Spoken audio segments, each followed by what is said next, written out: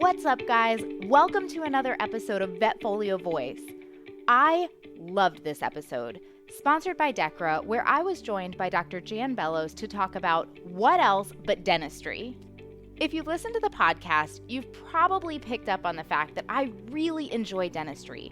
I love teeth, I've done a ton of CE in dentistry, and it's a procedure that I'm involved in a fair bit and where I feel like I've developed some respectable skills. However, despite my love of dentistry, I still get into situations where I'm uncomfortable and, frankly, I'm not having fun anymore. Whether it's a broken root or a difficult tooth or a tooth that's pushed in the mouth sideways in a brachycephalic mouth, there are some anxiety-inducing moments for sure. Well, Dr. Bellows and I started this conversation talking about multimodal preventative dental care, including wipes, chews, water additives, and how all of this combined can really help accomplish our goal of keeping pets' teeth in their mouths, which of course will help keep us out of those anxiety-inducing moments. However, despite our best efforts, sometimes we still end up in extraction land. So when that happens, Dr. Bellows has kind of a novel technique for extraction that we talk about in detail in this episode. I don't want to give too much away, but he says that using this technique, I can learn to love a lower canine extraction. So the jury's still out on that one, but I'll be sure to report back. So if you don't already know him, let me tell you a little bit more about Dr. Bellows, and then let's talk elegant extractions. Dr. Jan Bellows has devoted his veterinary career to helping animals and veterinarians through dental practice and education. Dr. Bellows received his undergraduate training at the University of Florida, go Gators, and his doctorate in veterinary medicine from Auburn University. After completing a small animal internship at the Animal Medical Center in New York City, he returned to South Florida, where he still practices companion animal medicine, surgery, and dentistry. He's certified by the American Board of Veterinary Practitioners, Canine and Feline, since 1986, and the College of Veterinary Dentistry since 1990. He's past president of the American Veterinary Dental College and the Veterinary Dental Forum. He's been past president of the Foundation for Veterinary Dentistry since 2016. Dr. Bellows has authored 5 veterinary dentistry texts and is also a frequent contributor to DVM News magazine. Dr. Bellows is a charter consultant of the Veterinary Information Network, or VINS, dental board since 1993, and he was also chosen as one of the dental experts to formulate AAHA's small animal dental guidelines published in 2005 and contributed to updated versions in 2013 and 2019. All right, let's talk dentistry. Well, I'm again joined by Dr. Jan Bellows, and we're going to talk about what else but dentistry. Dr. Bellows, I always love talking to you and picking your brain about all things dental related. Oh, I love talking about it too, and it's a lot of fun and a lot people can do, veterinarians and staff can do to help their patients. Absolutely. Absolutely. I think that's what I love so much about it is like you do one of these really successful dental procedures, or you talk to a client and, they implement a good preventative care plan. And I don't know, I almost feel like I go home feeling better in those scenarios. Like my teeth feel better. We really are helping animals out. I mean, clients always say, oh, how's my dog or cat going to eat after you take out the teeth? And I say better than ever before, because they're not eating on wobbly teeth anymore. Absolutely. The key to these is try to figure out how to prevent it where you won't be in this situation. Yes. So let's jump into that a little bit. We talked about it a lot back in our chat in 2022, but like you said, the importance of preventative dentistry, we can't overstate it. It's just, that's the mainstay of our dental care. So can you talk about, from your perspective, what preventative dentistry looks like and maybe some talking points for our clients? Preventative dentistry really needs to be in the forefront of what veterinarians think about.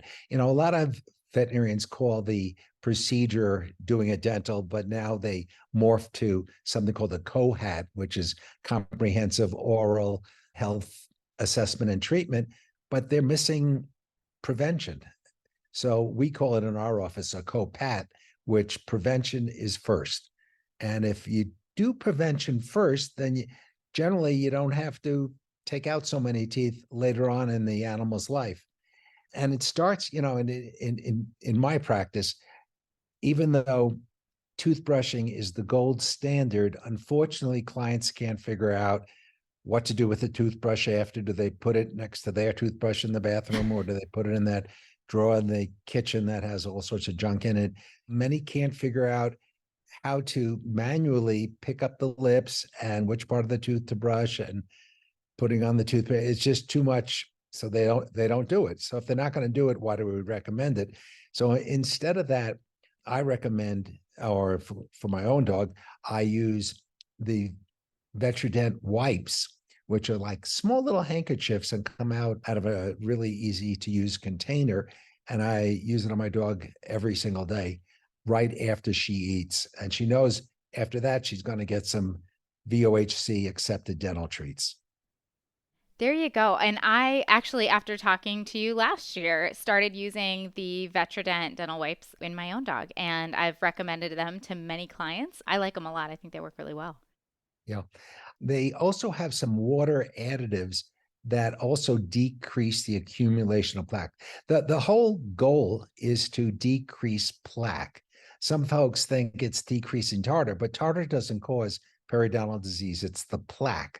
So if left alone, plaque plus the salivary proteins and the calcium and phosphorus form tartar. And tartar is rough, which forms more plaque, and then more tartar and more plaque and more, until the point that the good bacteria turn to bad bacteria, eat away the periodontal support of the tooth, and you're in trouble. So the key is to decrease plaque, and some of the water additives do that. Let me back up for just a minute and make sure my understanding is correct, because I feel like it was just recently this all kind of clicked in my mind and I went, oh, this is what all of these words mean and how they play together. So the plaque is the accumulation of bacteria and other substances on the surface of the tooth. And then, like you said, that kind of chelates with the calcium and the phosphorus coming from the salivary glands.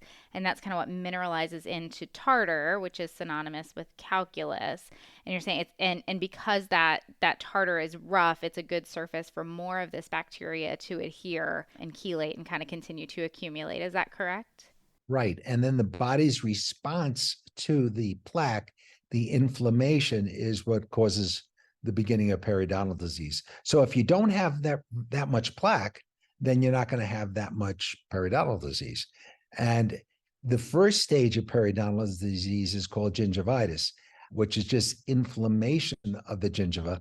And then if untreated, or just if you leave it alone and you don't brush or you don't wipe for 6 months, then it morphs into the different stages of periodontal disease, 2, 3, and 4, and none of them will occur without gingivitis. So you can't have periodontal disease without gingivitis. You could have gingivitis without periodontal disease, but you want to cure gingivitis if possible. Sure. Thank you for clarifying that. Like I said, it was just recent that all the words started to like click and make sense in my head. So if anybody else was struggling with that, I figured I would ask the expert here. That's kind of how dentistry is. All of a sudden, things click in, and that's part of the journey. That's why you have to go through a lot of CE and webinars and wet labs, and it just clicks in as time goes on. So if the veterinarians or technicians listening to this don't get it all at once, just keep working on it. That's great advice. Absolutely. I love dentistry and pursue a lot of CE in it. And yes, there's like little techniques that the more you do them, all of a sudden you're like, oh, that's how that works. That's what that feels like when it's going to come loose, or whatever it is that you're doing. It's true. So before we jump into something else that we want to click in, which is an extraction technique, let's stay on this preventative care for just a little bit longer. I want to talk about water additives, because typically they've kind of been my last go-to, where I try to talk about wipes and shoes and things like that, and then I kind of get to water additives. But I understand that Vetrodent from DECRA just earned the VOHC seal of approval, which kind of got my attention. Are there many water additives that have this VOHC seal? Like, what's your opinion on water additives, and how are you using these products? All right. So in order to get VOHC acceptance, the product has to at least decrease the accumulation of plaque or tartar, depending on which seal they get, by 20%. So everything that you use in dentistry helps. It's not like if you just use one thing, the animal's not going to get periodontal disease. So there are a handful of water additives that have the VOH seal of approval. And it's a big deal to get the seal of, actually it's called seal of acceptance. And the Vetradent product does have that seal. So it's something that we do recommend in our office. Okay, okay. Interesting. I mean, and that's good to know because a lot of owners really like water additives. And I always struggle with how to communicate when it comes to water additives. So certainly, looking at that VOHC website and seeing which ones have that, clinical backing would make a big difference in the confidence in recommending those products, which of course, like you said, they don't fix everything in a vacuum. It's a combination of preventative care and treatment measures that keep mouths healthy. Right. And I feel that the mechanical removal of the plaque is the most important thing. Sure. So if they're not going to use the toothbrush, at least use the wipe. In my hands, that wipe works great. I would agree. Super easy to use. And yeah, my dog he's a lab, so he'll eat anything, but he doesn't seem to mind the taste or the texture or anything like that. Yep. And there are dental diets also, Sure. that will help. So it's all part of it's another arrow in your quiver of arrows to help control periodontal disease. Yes, and I will take all the arrows I can get, especially when I'm thinking of like little brachycephalics with sideways teeth. Let's keep those teeth in the mouth. I really would prefer not to take them out. Yep. So, along those lines, thinking of extractions, sometimes, either maybe we have a pet that won't tolerate preventative care, or despite the best preventative care, we still end up with periodontal disease and we go to extractions. I really want to jump into your technique for extractions because I understand you amputate the crown of the tooth and you kind of treat your extractions like root tip extractions, which to me sounds like the stuff of my nightmares. So I want to know how you're doing this and learn more about it because if this could, one, help us be comfortable when we do have to do a root tip extraction or even intentionally do it to make the entire extraction easier. I'm looking at you, brachycephalic dogs. Then I want to learn more about it. Well, it's not really the root tip extraction that you have to worry about. Most times when a root fragment is left behind, it's way down the alveolus. In this situation, the root tip is right at the gingival margin. So for our extractions, and I like to call them elegant extractions, for our elegant extractions, I remove the crowns of the canine, of the premolars, even of the molars, and then use a number 701 surgical burr to make a moat all the way around the root that's left, and then use a sharpened wing-tipped elevator. The advantage of doing it this way versus doing it the way we used to do it was the way we used to do it, we only accessed the buccal surface or the labial surface. We were unable to access the palatal surface or the lingual surface because the crown was there. By removing the crown, you get 360 degrees around the root. It just makes it so much easier. That's interesting. And so would you do this on you said, premolars and molars and I do canines, it on everything. everybody. Incisors? Well, I mean, you can, but Okay. incisors usually, if you got to remove them, that's periodontal disease, and they usually plop out. Yes, little piano keys that are just going. Uh, okay, so I'm trying to picture this technique on, say, one of our larger teeth. Can we talk about it maybe in like two specific teeth? So Sure. maybe like an upper fourth premolar and a bottom canine, two of Sure. what I think are some difficult teeth to remove. Yep. Yep. So for the upper fourth premolar, one of the challenges that people have is sectioning them perfectly and trying to guess where you put the section. With the upper fourth premolar, once you remove the crown, it's sectioned already for you. because the roots are only left. And it's just so easy to take out the palatal root that way. And so do you have these patients in dorsal recumbency when you're doing this, I'm Yes. assuming, so you can see that Yep. palatal root? Exactly. Okay. Do you do all of your extractions in dorsal recumbency? Usually dorsal lateral. Yeah. Yeah. Even your mandibular first molar. That's a very large rooted tooth. Sure, sure. Dorsolateral. And one question I always have when I think about dogs in dorsal recumbency, because certainly, like with an upper fourth, it seems like a much easier way to do that extraction, to have this pup in dorsal recumbency so you can see all those roots much more clearly. Do you worry about airway, aspiration, water, anything like that? So obviously we have a cuff on the tube and we suction the mouth out before removing the cuff.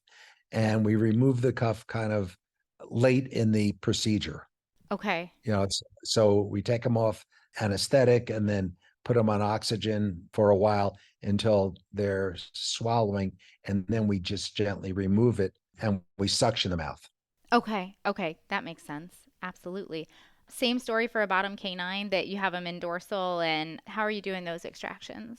Absolutely love the bottom canine because you don't have to worry about the angle of trying to get your wing-tipped elevator in there. A really important point is that you get a set of very thin wing-tipped elevators and that they are pre-sharpened for every single extraction procedure. Most veterinary practices don't have a sharpening stone, so they're using the same wing-tipped elevator that they bought when they bought the practice. It's so easy to sharpen a wing-tipped elevator. You just get a sharpening stone or Arkansas sharpening stone, put a little oil on it, and just go back and forth and back and forth, and it makes it easy. Absolutely. So getting in there to kind of sever that periodontal ligament as Yes. you're elevating and get that to move. Right. And with the elegant extraction technique, you don't have your flap doesn't have to be that big because you're kind of halfway there already because you took away the ground. So you don't have to flap the entire root. You just have to about maybe half the root, if sometimes not even that much, because your exposure and with the moat, that 701 surgical burr, once you start using it, you'll absolutely love it because it's 6 millimeters longer than any other burr that you have.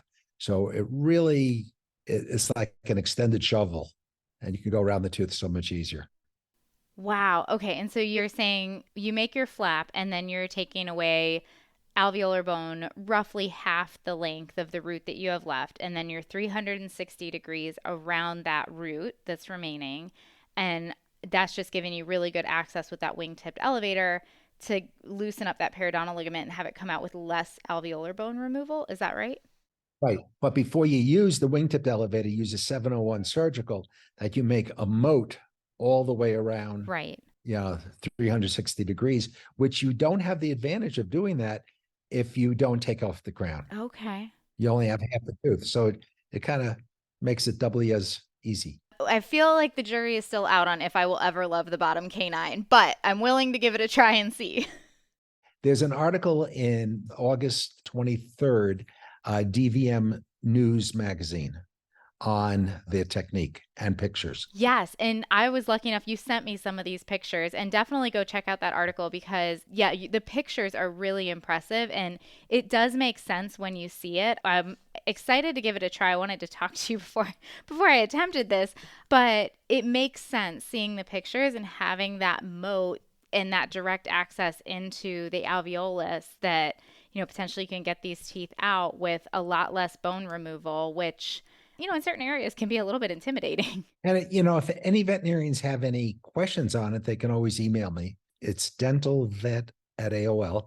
And I'm always happy to help. What about other kind of tips and tricks for extractions? When you have veterinarians call you or email you and say, hey, I'm struggling with this extraction, I had this problem, is there kind of a common thread or something you want to make sure that practitioners know about extracting teeth? Yeah, absolutely. A big problem that some veterinarians have is hemorrhaging. And what happens is when they're accessing the upper fourth premolar by mistake, they hit the maxillary artery. and it bleeds and they panic and they don't, it can be very challenging. And some veterinarians don't like dentistry because of it. And I think all veterinarians should love dentistry because it's something that they can really help their patients with. So they need to know how to control hemorrhaging. And if they're in that situation, the first thing they should do is ask their tech to get them some extra towels to raise the head. The second is to place gauze over the bleeding area with pressure for about a minute or two. And if that doesn't work, use one of the hemostatic agents. We use Vetagel, which is a fairly new product, but really works nicely to control the hemorrhaging. And then the question is, all right, I was trying to get the root and I hit the artery. What do I do now? And I generally advise don't go back. And, tell the client that the root separated during the procedure, which sometimes happens, and it shouldn't be an issue, but it's something that we'll recheck. And if it turns into an issue with either swelling underneath the eye or swelling of the gingiva, then you can refer it to a veterinary dentist who will get that root out. But most times it doesn't turn into a problem. So I'd recommend not going back after it, because if you do, then you have the hemorrhaging all over again. And the hemorrhaging can be pretty severe. Sure, sure. So the biggest thing is stop the bleeding. And then, like you said, we can revisit that root tip if it becomes a problem later on. Right. Another issue is your burrs that you use. Every procedure should use new, fresh burrs. Fortunately, they're very inexpensive. We incorporate it in our extraction pack fee. And I've never had a client say, no, I want you to use the old burrs. I don't want to pay that. So they're very happy to pay for it. Also, before you close any extraction site, you should use a diamond encrusted football burr to smooth the alveolus, because the alveolar crest can be pretty sharp. And if the poor dog or cat has to eat over a sharp alveolar crest for the rest of their life, that's kind of not fair. It'd be a lot better to be smooth. Right, absolutely. Kind of almost defeated the purpose there a little bit when you leave them a sharp edge to chew on. Sure. So I want to just ask your opinion on what you said about not going back after this root tip. So let's say there is a root tip left behind. Mm-hmm. So we come back at a certain point later and we recheck this, and we've got a dog who is not showing any swelling, is not showing gingivitis. We're eating, we're drinking, everything looks good. The extraction site is healed up beautifully. What would be your indication to go back after that root tip? Would it be a radiographic finding or primarily clinical signs? Either. Okay. Either. Radiographically, if there's a periapical lucency, which won't occur for 9 months to a year, then you go back because it is an affected area. Or if there's a swelling or bleeding or a fistula, really the only tooth that will cause that issue is the upper fourth premolar. And, oftentimes if it happens on the mandibles, again, tell the client, put it in the record and follow up, but you're just not going to have a problem. That is good to know. Because I've kind of seen it go both ways, where I've seen them cause a problem and I've seen them not cause a problem. And I've talked to many different dentists who all seem to admit if you put a whole bunch of dentists in a room and ask the same question, you'll get different answers. And I love hearing, all of the different things and correlating them with what I'm hearing, with what I see clinically. And I think that's one of the things I love so much about dentistry is it leaves a lot open to what you're seeing clinically and your judgment as a practitioner. Right. But you also have to feel for the animal. Sure. So let's say you have one that comes in with a discolored tooth. I mean, the animal's eating, or even a fractured tooth. The animal's eating, everything's fine. But that tooth is probably gives them dull pain. So something that I think everybody should pal up with a veterinary dentist and be able to send pictures and send radiographs and get some advice if they're having an issue. Fortunately, there are only 225 of us, so you're not going to get that many opinions. That's true. That's a good point. When I got board certified, I was number 13, and it was easier to get Sure. less opinions. But with your teeth that you leave behind, it's really stressful for a lot of veterinarians, and that's why they don't like dentistry. And I implore them to go to wet labs. They're all around the country. They could check on the website, avdc.org. That's American Veterinary Dental College.org. They list a lot of the CE opportunities. Every year we have a dental forum where we have 30 hours of wet labs, and most of them are on extractions. So there's a lot of good opportunities. Amazing, amazing. Gosh, I just love dentistry, so I could just sit here and continue to pick your brain for for the entire afternoon. Couple kind of quick questions that come to mind while we're talking about all of this, especially talking about extractions and, broken roots, things like that. They bring to mind, of course, when you do have those root tips that we talked about earlier that are way down the alveolus. So you have one that separates, not talking about the hemorrhage that we were talking about earlier. Do you have some advice for practitioners who do feel like they're in a place where they want to go and they want to try to retrieve that root tip, how to do that successfully? Sure. Okay. Number one, you have to take the radiograph. You have to know what you're dealing with, because a lot of them are related to tooth resorption. So the reason why it's separated is because the root was resorbing and it was very easy to separate, and it's going to be harder to get.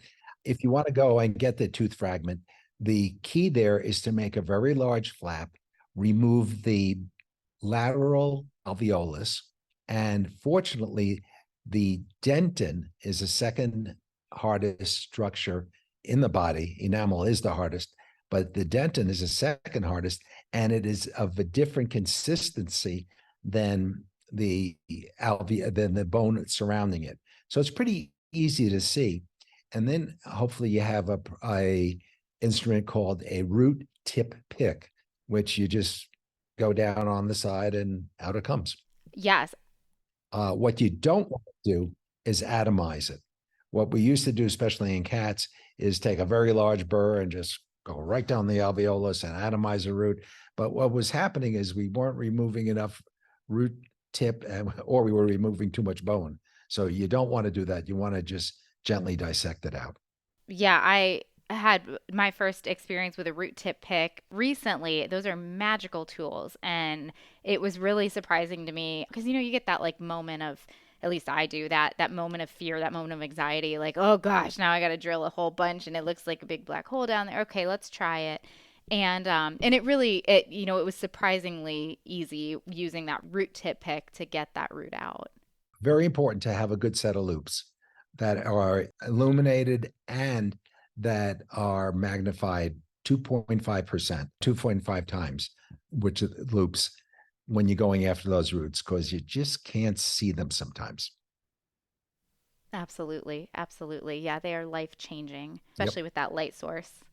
Wonderful. Last question I have has to do with dental blocks, because the anesthesia, of course, can sometimes be challenging in these patients because the stimulation to the patient is really variable. Mhm. So, of course, our dental blocks being very important, they can also be a little unnerving. There's some areas where we're getting a little close to the eyes Did or you really say or unnerving, huh? unnerving. Oh gosh, no pun intended. I didn't even catch that. I'm so glad. I'm so glad you heard that. Yes, the nerve blocks can be Right. unnerving. At least that's our goal. I think that title of a future article, that's good. Oh, I love it. Oh my gosh, if you do that, please tell me. I We'll need to see it. see that. Good. Oh. Yeah, so basically tips for a successful nerve block and, maybe some anxieties that we have that are a little unfounded. For example, you hear the horror stories about dogs chomping their tongues after anesthesia. And in a recent CE that I did, I feel like I got a lot more comfortable talking about how to position the needle, where the foramen is, and what to do if you do have a dog who can't feel his tongue. And all of a sudden, I feel much more comfortable with that block. So I'm wondering if you can share kind of some tips on these successful blocks and maybe ways to not have that anxiety. Sure. Okay. Number one, don't mix chemicals. At one time, we were mixing lidocaine and epinephrine and bupivacaine together, and they found that every time you add another chemical into the mix, it's decreasing the pH and the pKa of everything else that's in there. So we just use bupivacaine. Second of all, there's really only three main blocks that you have to worry about. The first one is the maxillary. and that you just have to put the needle behind the last tooth, which is your second molar, on the top. And you just put it in, maybe an eighth of an inch. You don't want to go too far because the eyeball's there, especially in brachiocephalic animals. The infraorbital, it's pretty easy to find it, and that anesthetizes the teeth in front of the upper fourth premolar. And if you put your thumb on it, on the area after you inject it, it also anesthetizes the upper fourth premolar. On the bottom, we basically just do the mandibular. And for that, and I do it externally, I just follow my finger until I feel a notch in the caudal mandible. And again, place the needle in not too far. And I implore people to get skulls so they can see where the mandibular nerve enters the mandible. And you shouldn't worry about the tongue thing. I mean, I've never had one. Adverse events do happen, and the most common time for an adverse event, an anesthetic event, to happen is in the recovery phase. So we put a technician in the cage with them until they're in sternal recumbency. Okay. Okay, that makes sense because you have someone with them the whole time. Yep. Well, I think that's really helpful, to focus on those 3 blocks and, especially what you said about that maxillary block being just barely in a small volume so that we're not, getting a huge risk there with the eye being right there. And yeah, I think the skulls is a really good recommendation. It makes a big difference when you can see that notch and how it relates to that mandibular foramen.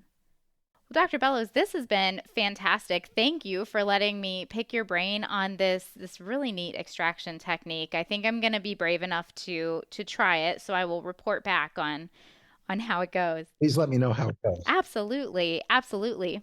And if you're running into trouble, or any veterinarian is running into trouble, I'm always happy to help. That is, now you're going to get a bunch of FaceTime calls because I know I'll probably take you up on that. We're all in the same community, and I'm always happy to help. Well, wonderful, wonderful. Well, as we wrap up here, are there any final thoughts you want to share? Yes, make sure your patients don't get fed antlers. It's the biggest reason why animals are fracturing their teeth. Online, it's amazing the recommendations on giving antlers to dogs to keep their teeth clean, and it's fracturing the upper fourth premolars. So the big deal is don't give antlers. That great advice. Great advice. Do you subscribe to the rule of thumb that if you can make an indent with your thumb in it, then Yes and no. then it's an okay treat?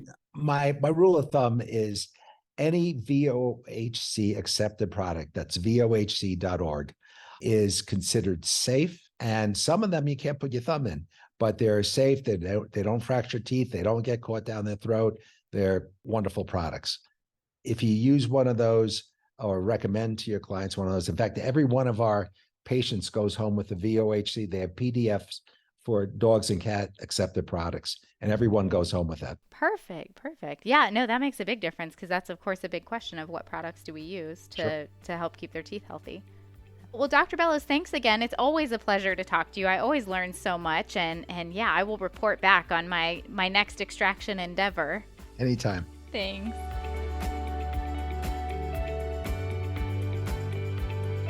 All right, I'm pretty excited to try this technique and see how it goes. I'm definitely going to look into this burr and see how all of this plays out. And I hope everybody else is as excited about learning this as I am. And I hope everyone else out there is as excited to learn this technique as I am. Thank you to Decra for making this episode possible. Dr. Bellows, thank you so much for joining us and going over all of this in detail. And thanks to everyone who tuned in. For more episodes like this, click on the Education tab on the VetFolio website. As always, we'd love to hear your input on this episode, as well as ideas for topics you'd like to hear from us in the future. Feel free to reach out to me at dvm@vetfolio.com. You can also visit my Facebook page, and you can find me on LinkedIn. And remember, if one animal is better off because of you today, it's a great day.